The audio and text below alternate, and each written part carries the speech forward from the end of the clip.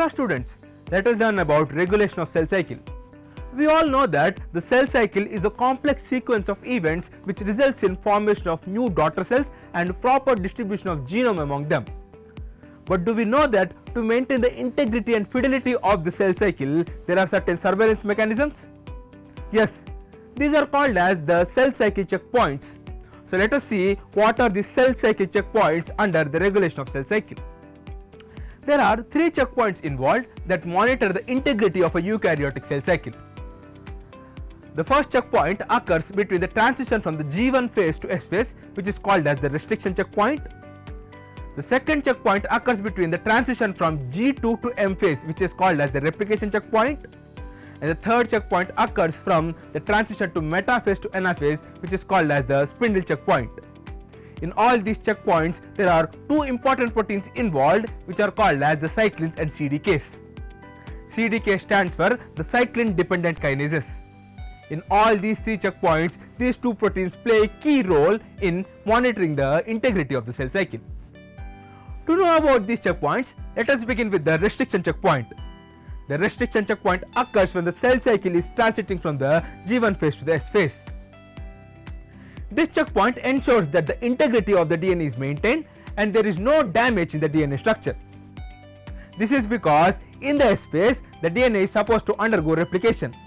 So if at all there is any damage in the DNA structure, the G1S checkpoint holds the cell cycle in the G1 phase where the DNA undergoes repair mechanisms. Once the DNA undergoes repair mechanisms, the G1S checkpoint allows the cell cycle into S phase where the DNA undergoes replication. Once the DNA undergoes replication, it moves into the G2 phase. Then, when the cell is transiting from the G2 phase to the M phase, there comes the replication checkpoint. The replication checkpoint ensures that the DNA replication has occurred properly. If at all there are any abnormalities in the DNA replication, this checkpoint holds the cell cycle in the G2 phase where certain repair mechanisms occur. And after the repair mechanisms are over, then this checkpoint allows the cell cycle into the M phase.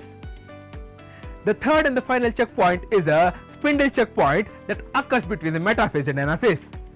This checkpoint acts to maintain the genome stability by delaying the cell cycle until the proper division of the chromosomes is guaranteed. In the metaphase, when the spindle apparatus is formed, the spindle fibers extend from the centromeres and reach the chromosomes. The proper attachment of the spindle to the kinetochore of the chromosomes is very much necessary for the proper segregation of the chromosomes. So, this spindle checkpoint ensures that the spindle fibers are properly attached to the kinetochores and the tension between the spindle fibers or among the spindle fibers on the both sides is maintained equally. If these spindle fibers are not properly attached, then the spindle checkpoint delays the cell cycle until the proper attachment of the spindle to the kinetochores occurs. Once the kinetochores are properly attached with the spindle fibers, this spindle checkpoint activates a complex called as the anaphase promoting complex APC. Once APC is activated, the cell cycle progresses from metaphase to anaphase and the chromosomes are split into the chromatids towards the opposite poles. This is how the three checkpoint ensures that the events of cell cycle occur properly. Make your concept stronger and stay ahead in your learning journey. Join me and other subject experts on the Tutor app for daily free concept classes.